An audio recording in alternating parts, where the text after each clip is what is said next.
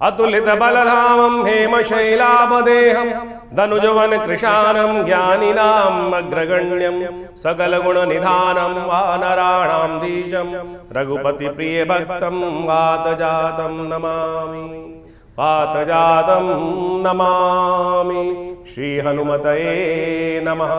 16 तारीख शनिवार का अवसर है। अमावस्या तिथि इस दिन पड़ रही है और शनिचरी अमावस्या का ये सुंदर सुयोग शनिवार के दिन जो पड़ रहा है, शनि जयंती का योग बन रहा है, ये आपकी राशि के दृष्टिकोण से ऐसा दिन है कि इस दिन तो आपको विशेष उपाय करने की ज़रूरत है। मिथुन राशि वालों, ये सीधी तरह समझने का दिन है। शनि को मनाओ, सदा सुख पाओ। शनि आपकी राशि के दृष्टिकोण से इस वक्त जहाँ बैठे हुए हैं, वो नौकरी में कहीं ना कहीं परेशानी, सम्मान में कहीं ना कहीं दाग लगाने के योग बनाते दिखाई दे रहे हैं। कहीं ना कहीं आपकी राशि के दृष्टिकोण से इस वक्त शनि का रोल बड़ा विचित्र दिखाई देता है और शायद आप उस स्थिति को समझ नहीं पा रहे हैं। आपकी गोचर के दृष्टिकोण से ग्रहों की युति कहीं ना कहीं थोड़ा सा अंतर्द्वंद उत्पन्न करती दिखाई दे रही। शनि को मना लीजिए इस वक्त, खासतौर पर आपकी राशि के दृष्टिकोण से इस वक्त सबसे पहली आवश्यकता है। और ये एक दिन है जो कई वर्षों बाद शुभ योग बनाकर आया है कि शनिवार के दिन ही शनि जयंती का योग पड़ रहा है, 1000 गुना लाभ देने के योग बना रहा है। इस वक्त आपको खास तौर पर भगवान सूर्य का ध्यान करते हुए वट वृक्ष के नीचे बैठकर शनि के मंत्र का कुछ देर जप अवश्य करने का प्रयास करना चाहिए। हो सके तो हनुमान जी की विशेष कृपा प्राप्त करने का प्रयास करें, क्योंकि इस वक्त आपकी राशि में सबसे श्रेष्ठ ग्रह जो है वो बृहस्पति और मंगल का ही शुभ योग बनता दिखाई दे रहा है। मंगल का सहारा लीजिए। मंगल के लिए हनुमान जी महाराज जो मंगल को जन्मे मंगल ही करते हैं, उनका ध्यान करने का प्रयास करें। जो शतबार पाठ पढ़ जो ही छूटे बंद महासुख होई, पूरा वर्णन हम आपके समक्ष उपस्थित कर रहे हैं, उसको समझ लीजिए और विशेष कर लीजिए इस वक्त शनि को मनाने के लिए, क्योंकि आपकी चाल ही बिगड़ी हुई है। इस वक्त शनि ने आपकी चाल कहीं ना कहीं बिगाड़ दी है। वो सीधी चाल समझ में नहीं आ रही है और कहीं ना कहीं अंतर्द्वंद उत्पन्न करती दिखाई दे रही है। इस वक्त शनि का एक धागा शनि के मंत्र सिद्ध कराकर आप पैरों में धारण करने का प्रयास करें। इस वक्त आपकी राशि में सबसे पहली ज़रूरत है चरण जहाँ जहाँ पड़े संतन के होए भंटा ढार, ऐसा योग बना सकते हैं शनि महाराज आपकी राशि दृष्टिकोण से। इस चाल को सुधारने के लिए, सफलता प्राप्त करने के लिए शनि के सिद्ध रक्षा कवच को, धागे को अपने पैरों में धारण करने का प्रयास करें। वो विशेष तौर पर शनि की रक्षा का सूत्र आपको प्राप्त देगा। जेठ के महीने की अमावस्या इस बार शनिवार के दिन पड़ रही है। इसको शनि जयंती भी कहा जाता है, वट सावित्री का व्रत भी कहा जाता है। कहा जाता है सत्यवान और सावित्री की जो कथा है वो बड़ी अद्भुत भारतीय संस्कृति में रखती है। इसका केवल कथा के माध्यम से नहीं सोचें कि एक स्त्री अपनी सत्यनिष्ठ साधना कर कैसे असंभव कार्य को भी पूर्ण कर सकती है।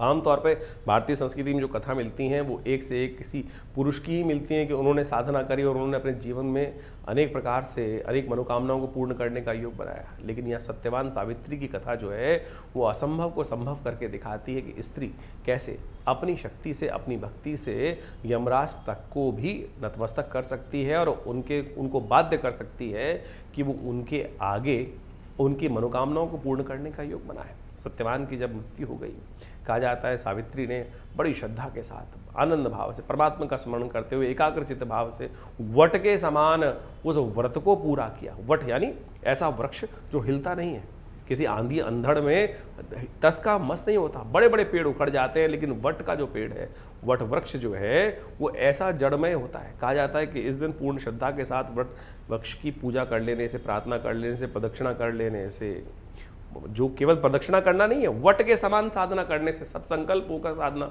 कर लेने से, बिल्कुल कि हम तो आज यहीं बैठे हैं, परमात्मा की शरण में बैठे हैं, अब आपको आना ही पड़ेगा। देर नहीं लगती है, एक घड़ी आधी से पुनियाद वो चमत्कार होने में देर नहीं लगती है, लेकिन हमारा वो साधना, हमारा वो मन एकाग्र हो ही नहीं पाता है। तो वट सावित्री ने इस दिन व्रत कर वो अद्भुत कार्य किया। सत्यवान सावित्री की आज भी, उस लंबे सतयुग के बाद आज भी उस दिन का महत्व शास्त्र में बताया गया है।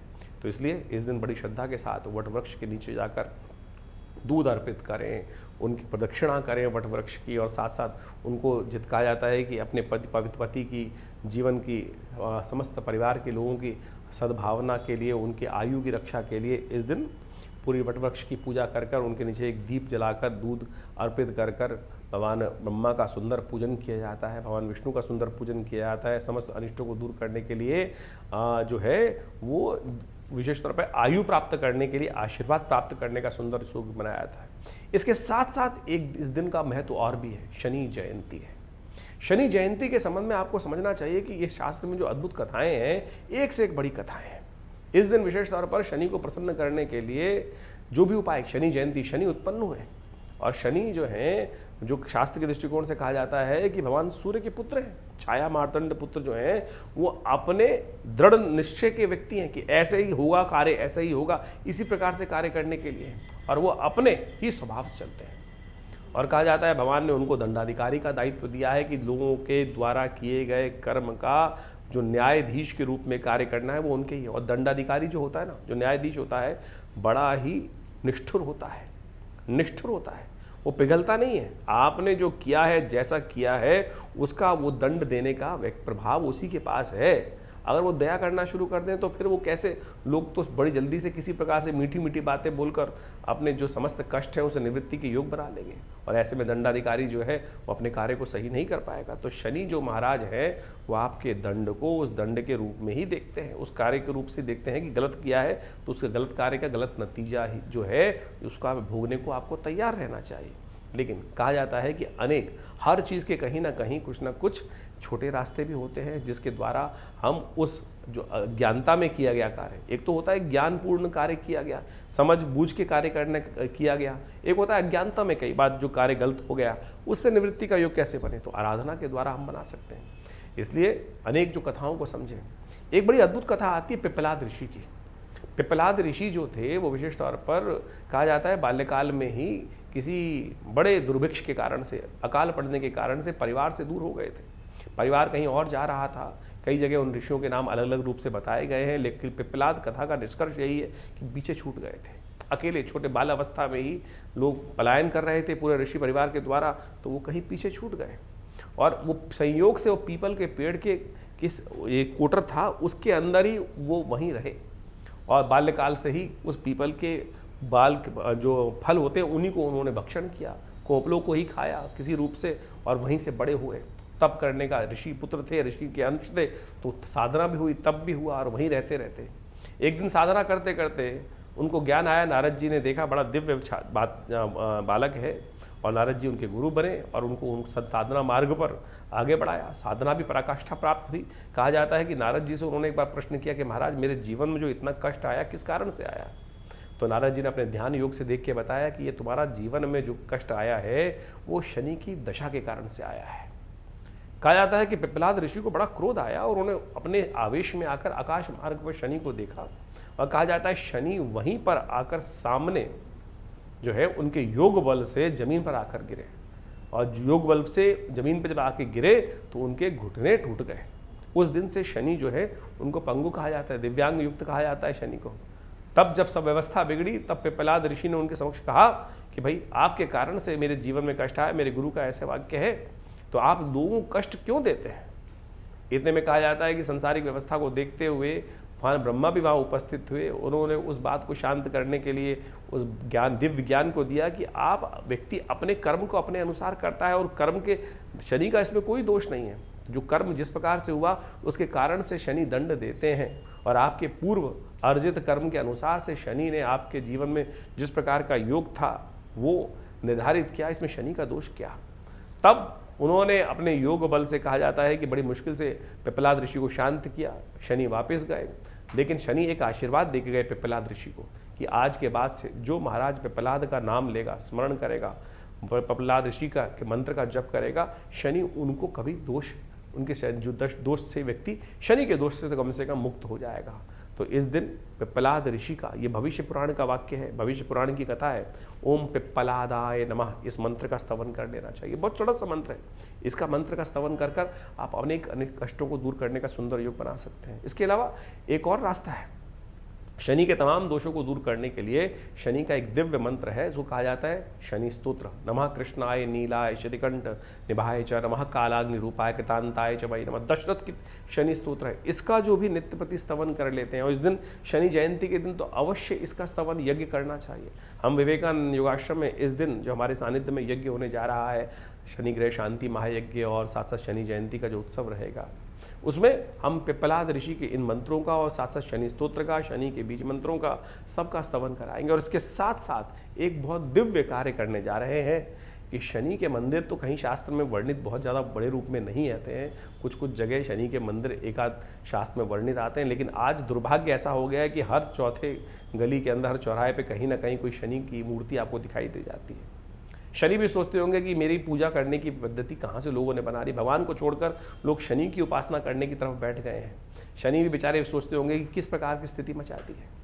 कहा जाता है कि शनि की उपासना आप शनि के निमित्त जो मंत्र जप कर सकते हैं वो बहुत श्रेष्ठ है, लेकिन आप मुख्य प्रधान देवताओं की उपासना करें ना। महाभारत रामायण काल में एक बड़ी अद्भुत घटना सबको याद होगी कि जब रावण के द्वारा शनि महाराज उनकी कैद में थे तो हनुमान जी ने जब लंका का दहन किया तो शनि भी मुक्त हुए, और तब शनि ने अपना प्रकोप दिखाकर रावण का जो संहार किया है वो आप सबके समक्ष है। तो आप ये बात सुने, हनुमान जी को आशीर्वाद मिला था शनि के द्वारा कि महाराज आपके जो भक्त होंगे ना उनको कभी भी मेरे द्वारा जो दंड दिया जाना है उससे उनको रक्षा होने का सौभाग्य बन जाएगा। तो इस बार हमने शनि जयंती पर विशेष तौर पर 100 पाठ हनुमान चालीसा के रखे हैं। हनुमान चालीसा में कहा गया ना, जो शतबार पाठ बड़ जोई छूटई बंद महासुख होई। उससे पहले एक लाइन है, जय जय जय हनुमान गुसाई कृपा करहु गुरुदेव की नाई। कब कृपा करोगे प्रभु? हनुमान जी ही गुरु हैं। तब हनुमान जी से प्रार्थना की गई ना, जय जय जय हनुमान गुसाई कृपा करहु गुरुदेव की नाई। तब अगले वाक्य में कहा गया है, जो शतबार पाठ पढ़ जोई। अब हमारी विचित्र विडंबना ये है कि बहुत सारे लोग इसको भी अपने अनुसार बदल देते हैं। जो शत है, शत का मतलब 100, कई लोगों ने इसको 7 बना दिया घटाकर कि 7 बार पाठ कर लो। शत है जो शत बार, जो 100 बार पाठ करेगा। जो सत है, सत, वो सात सत्य वाला 7 नहीं है, वो सत है अपभ्रंश भाषा में लिखा हुआ सत। जो 7 बार पाठ पढ़ जोई, जो 100 बार पाठ करेगा। तो हनुमान चालीसा का हमने 100 पाठों का कार्यक्रम रखा है इस दिन 16 तारीख को, शनि जयंती के दिन, शनिवार को, जो इस बार बड़े सौभाग्य से पड़ रही है। तो अपने समस्त कष्टों को दूर करने के लिए आप भी आइए हमारे साथ विवेकानंद योगाश्रम में। ये बड़ा दिव्य कार्यक्रम रहेगा। सवामनी का भोग रहेगा, हनुमान जी का पूजन रहेगा, हनुमान जी को चोला चढ़ेगा। हनुमान जी के 100 पाठ करीब करीब 5 से 6-7 घंटे लगेंगे। आनंद भाव से परमात्मा का स्मरण होगा। 5 बजे से यज्ञ आरंभ होगा। तो आइएगा सुंदर रूप से। और इस दिन हम विशेष तौर पर हनुमान जी के एक सिद्ध जो विशेष तौर पर शनि के ग्रह को दूर करने के लिए काला धागा सिद्ध किया जाएगा, जो हनुमान जी के लिए विशेष तौर पर बड़ा कल्याणकारी है। उस काले धागे को धारण करने का प्रयास करें। पूरे वर्ष तक शनि के तमाम जो दोष हैं उनको निवृत्त करने के लिए सुंदर सुयोग बनते हैं।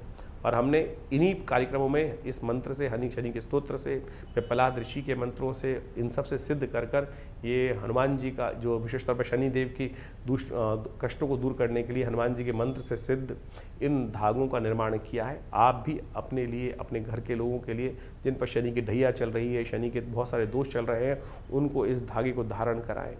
देखिएगा अद्भुत रूप से भगवान की कृपा से अनिष्टों को दूर करने के योग बनेंगे। रक्षा कवच के तौर पर यह धागा अद्भुत रूप से कार्य करेगा। भगवान की कृपा से आपके कष्ट दूर होंगे। ये जेठ का महीना चल रहा है और जेठ के महीने में जिस प्रकार से भारतीय संस्कृति में इसके पुण्य को बताया गया है, ये आराधना का सबसे श्रेष्ठ महत्व कहा जाता है।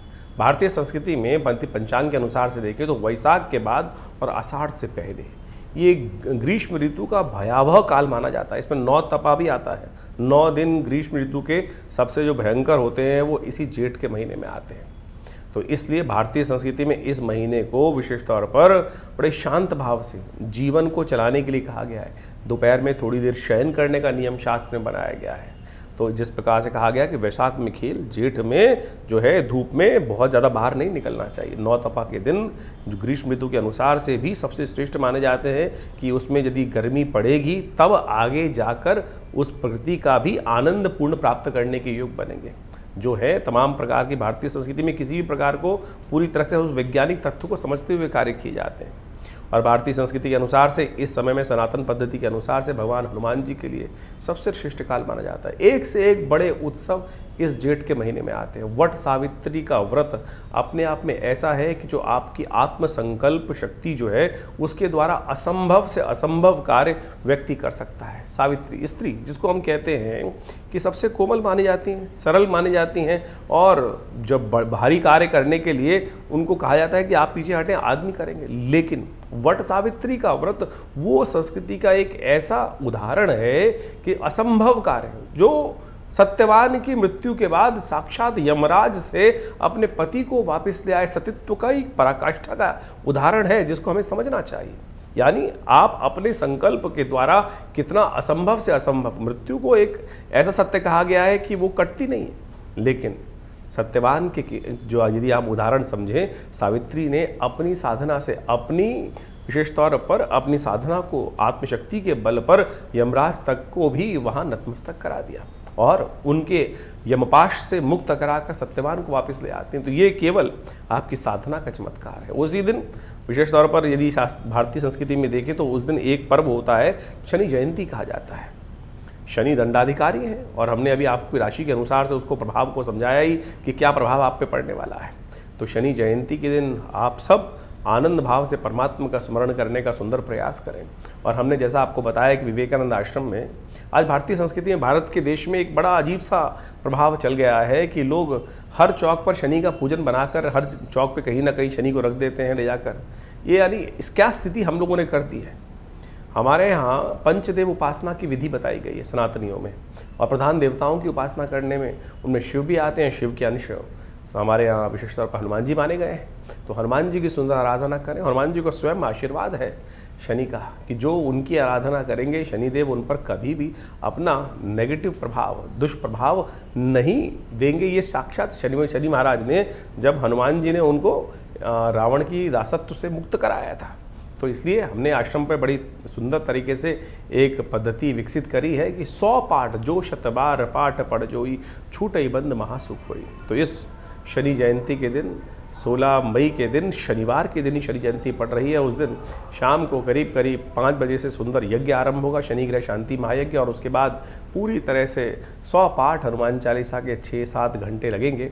आनंद भाव से सब लोग, जितने भक्तजन उपस्थित होते हैं, सब आनंद भाव से पिछले कई वर्षों से सिद्ध हनुमान जी की प्रतिमा के समक्ष, जो बड़ी सुंदर सिद्ध प्रतिमा है, आचार्य केशव देव जी के द्वारा प्रतिष्ठित है, जिनको पहली सिद्धि हनुमान जी के संबंध में ही हुई थी, और उन्होंने ही इस हनुमान जी की सुंदर मूर्ति प्रतिष्ठित कर कर उनका सुंदर ये कार्य करने का आरंभ किया, और आज उसको ही हम आगे बढ़ा रहे हैं।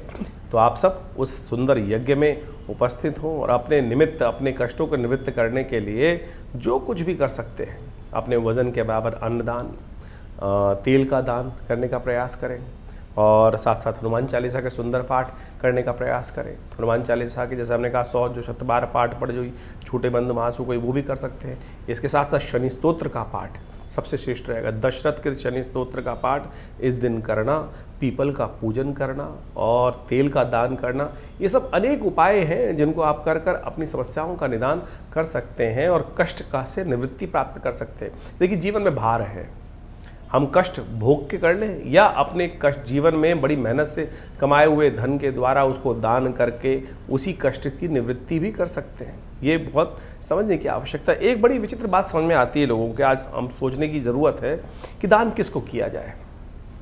कई लोग कहते हैं दान मैं किसको करूं, और दान आपको समझना पड़ेगा कि दान किसको करना चाहते हैं आप। हमारे यहाँ 2 भाव रखे गए हैं।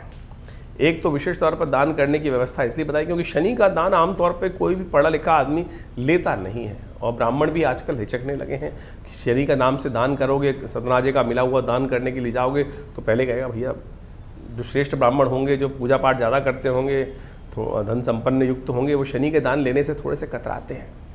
तो अब सवाल उठता है कि शनि का दान किसको किया जाए। देखिए, एक तरह से हम समझें कि दान के 2 प्रभाव हैं। एक तो वो पुण्य कि जिसका हमको तत्काल आवश्यकता है उससे मिल जाए, और दूसरा पुण्य वो है कि जो मरने के बाद प्राप्त होगा। सकाम और निष्काम 2 प्रकार के कर्म कहे गए हैं। दान श्रेष्ठ जो है वो निष्काम ही है, निष्काम भाव से किया जाए, लेकिन निष्काम जो भाव से कर्म किया जाता है उसका फल जो है फिर तो अगले जन्म में प्राप्त होगा। लेकिन हम संसारी सब लोग हैं और हम सब अपने समस्त कष्टों को दूर करने के लिए यही भाव करके दान करने का प्रयास करते हैं कि अभी मैं दान दे रहा हूँ, मेरा कुछ ना कुछ कष्ट निवृत्ति का योग बन जाए। लेकिन वो होता नहीं है। क्यों? हम दान करने के टाइम पर सोचते हैं कि किसको दिया जाए दान, तो हम जाके किसी ऐसे व्यक्ति को दे देते हैं कहीं जिसके पास है ही नहीं पुण्य। जिसके पास कुछ पुण्य हो उसी से तो आपको तुरंत लाभ मिलेगा। जैसे किसी ब्राह्मण से आपने अपना पूजा पाठ कराया, और पूजा पाठ कराने के बाद उन ब्राह्मण पंडित जी ने आपके निमित्त कुछ मंत्र जप किया और उनको आपने दान किया, तो वो पुण्य आपको मिल जाएगा। तो यानी वो पुण्य हाथ के हाथ आपको प्राप्त हो गया। अब जिस व्यक्ति को आप दान देने जा रहे हैं, कोई भी व्यक्ति रास्ते में खड़ा है, शनि के निमित्त कोई भी जैसे दिव्यांग व्यक्ति, कोई भी किसी को भी आप दान करने की सोचते हैं, पुण्य तो मिलेगा। जब भी वो अर्जित करेगा पुण्य, उसका तो अकाउंट से निकल कर आपको मिल ही जाएगा, लेकिन वो फिर मिलेगा अगले जन्म में जाकर। तो इसलिए अब आपके ऊपर सोचना है कि आप दान किसको करना चाहते हैं, कैसे करना चाहते हैं। तो सांकेतिक भाव से हमने आपको इस तथ्य को समझाने का प्रयास किया है, तो उसके अनुसार से आप कार्य करने का प्रयास करें। तो इस सुंदर शनि जयंती पर अनेक भारतीय संस्कृति में उत्सव चल रहे हैं। उसके साथ साथ जेठ के महीने में अभी तो एक बड़ा सुंदर भाव चल रहा है। जितने भी मंगल आते हैं, इन जेठ के मंगलों में जितने मंगल आते हैं, वो सारे के सारे जो मंगल हैं बड़े मंगल माने जाते हैं, मुड़वा मंगल माने जाते हैं। हनुमान जी को प्रसन्न करने के अद्भुत योग। और हनुमान जी के संबंध में कहा गया है वो सदा अजर अमर है भगवती की कृपा से। और उनको के निमित्त जो पाठ किया गया, हनुमान चालीसा के अंदर एक लाइन और आती है, और देवता चित्त न धरहि हनुमत से ही सर्व सुख करहि। संसार में समस्त देवतागण इस संसार को छोड़ के चले जाते हैं अपने काल के अनुसार से, लेकिन हनुमान जी जो प्रत्यक्ष है वो आज भी यहीं विराजमान है। और भक्तों पर कृपा करने के लिए हमारी भारतीय संस्कृति के अनुसार से हमारे दो देवता कहे गए हैं जो सदा आपको आपके पुण्यों को देने वाले होते हैं देवताओं में। एक तो भगवान दत्तात्रेय जो इस संसार में सदा विराजमान रहेंगे, दूसरे हनुमान जी। दोनों के दोनों इस कलिकाल में आपके पुण्यों को तुरंत देने वाले हैं। तीसरे तौर पर आपके पितरों को मान लिया जाता है कि जो पितृ को निमित्त आप तर्पण इत्यादि करते हैं, वो भी आपको आशीर्वाद स्वरूप तुरंत देने का प्रयास करते हैं। आशीर्वाद जो आप पुण्य अर्जित करना चाहते हैं उनके निमित्त तर्पण इत्यादि किए, तो आप इन कर्मों को कभी मत छोड़ा कीजिए। तो ये जो बड़े मंगल चल रहे हैं, इसमें विशेष तौर पर हनुमान जी की सुंदर आराधना करने का प्रयास करें। इनके अनेक महत्व शास्त्र के अनुसार से बताए गए हैं। हरि अनंत, हरि कथा अनंता। तो कई जगह शास्त्र में ऐसी ही बात मिलती है कि हनुमान जी उनके भगवान राम के काल में सबसे पहले भगवान से इन दिनों मिले थे, तो मंगलवार का ही दिन था, जेठ का मंगल का ही सुंदर योग था। तो इसलिए इस मंगल का बड़ा महत्व बन जाता है। इसके बाद अनेक कथाएं और भी आती हैं कि लोगों ने इन बड़े मंगलों पे अपनी बड़ी बड़ी मनोकामनाओं को पूर्ण करने के लिए उनके द्वारा पाठ करके, पूजा करके सुंदर व्यवस्थाएं बनाई हैं, सुंदर कार्य किए हैं। तो आप उस सुंदर तथ्यों को समझ के, कथाओं के माध्यम से ये समझ लीजिए कि ये बड़े मंगल बड़े पुण्य वाले हैं। और इस बार तो ऐसा योग बना है कई वर्षों बाद कि जेठ के महीने में पुरुषोत्तम मास का सुंदर योग बन गया है। तो आप इस सुंदर मास का लाभ लें कि 4 की बजाय 8 बड़े मंगल इस वर्ष 2026 में हमको मिल रहे हैं। और शनि मंगल का भी टकराव खत्म होकर चुका ही है।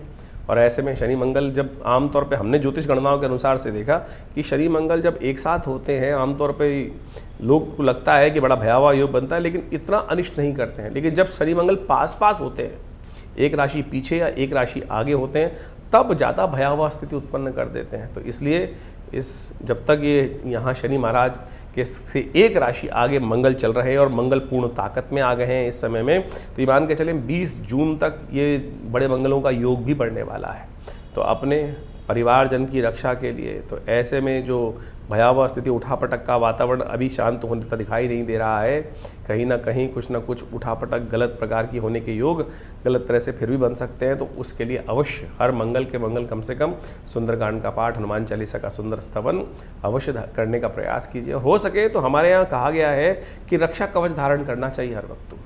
हनुमान जी का रक्षा कवच, हनुमान जी का जो धागा है, सुंदर रूप से उसको धारण करने का प्रयास करें। हनुमान जी के मंत्र से सिद्ध धागा जो धारण कर लेते हैं, कहा जाता है उनके बहुत सारे कष्ट दूर होने के सुंदर सुयोग बन जाते हैं। तो इस प्रकार से जो हमने आपको पहले भी बताया, उस हनुमान जी के सुंदर धागे को धारण करने का प्रयास करें। भगवान की कृपा से आपके बहुत सारे कष्ट दूर होने के अद्भुत योग बनते रहेंगे। तो इस प्रकार से ज्येष्ठ के महीने में जिस प्रकार के योग बने हैं, उन सब का रास्ता, निवारण का मार्ग भी हम आपको आपके समक्ष उपस्थित करते रहते हैं। और ज्योतिष को सरल रूप से कथाओं के माध्यम से इसलिए है क्योंकि कथा टेस्टिमनीज हैं, कथा निष्कर्ष हैं। हमारे यहाँ हर व्रत में, हर कहीं ना कहीं पुण्यों को प्राप्त करने के लिए, चाहे भागवत कथा, श्रीमद जो है अनेक प्रकार की कथाओं, देवी भागवत की, श्रीमद भागवत की कथा, शिव पुराण की कथा, कथा ही कथा है। और कथा से क्या होता है? मन एकाग्र होता है, बुद्धि के जो पाप है वो दूर हो जाते हैं। तो जो हम ज्योतिष विज्ञान के इस कार्यक्रम में कथाएं डालते हैं, बहुत सारे लोग कई बार अपने कमेंट कर देते हैं कि ज्योतिष नहीं बता रहे हैं, कथा बता रहे हैं। उपाय जो बता रहे हैं वो कथा के माध्यम से ही बता रहे हैं। आपको सुन लीजिए, आपके कष्ट दूर हो जाएंगे। और भगवान की कृपा से आप सत्य माने, ये जो निष्कर्ष है वो सत्य है और आपके लाभ के लिए ही है। तो आप आइए हमारे इस कार्यक्रम में, जो हमारे यहाँ आश्रम पे चलता है। नित्यपति यज्ञ चलता है करीब 8 घंटे, उसमें भी आप सम्मिलित हो सकते हैं। भगवान का नित्यपति यज्ञ जो चलता है, उसके अलावा हर मंगलवार हर सुंदरकांड का पाठ बड़े वृहद रूप से होता है। सवा मनी का भोग सुंदर रूप से लगता है। आप आएंगे, माँ भगवती के सुंदर दर्शन करेंगे। जो 500 साल भगवती पुरानी प्रतिमा है, भगवती की बड़ी प्राचीनतम सिद्ध प्रतिमा है। आइए, पाकिस्तान से आई उस भगवती की दिव्य मूर्ति के दर्शन कर कर अपने भाग्य को जगाइए। रविवार के दिन भी सुबह 8 बजे से लेकर 10 बजे तक बड़ा कार्यक्रम यज्ञ रहता है, उसमें भी आप सम्मिलित हो सकते हैं। इसके अलावा बहुत सारी पब्लिकेशंस हैं जो विवेकानंद योगाश्रम की तरफ से छापे गए हैं, मंत्र विज्ञान के ऊपर, यज्ञ विज्ञान के ऊपर, मुद्रा विज्ञान के ऊपर, और बहुत सारी और भी विद्याओं के माध्यम से कैसे आप अपने जीवन को ठीक कर सकते हैं। हॉस्पिटल है पूरा, योग प्राकृतिक चिकित्सा आयुर्वेद का, भारत सरकार के पैनल पर, दिल्ली सरकार के पैनल पे हॉस्पिटल है। वहाँ भी आप अपनी स्वास्थ्य चिकित्साओं का लाभ ले सकते हैं। तो इस प्रकार से हमारी संस्था पिछले करीब 60 सालों से विभिन्न क्षेत्रों में कार्य कर रही है। आपका साथ मिलेगा तो और ज़्यादा जनसेवा होने के सुंदर सुयोग भी बनेंगे।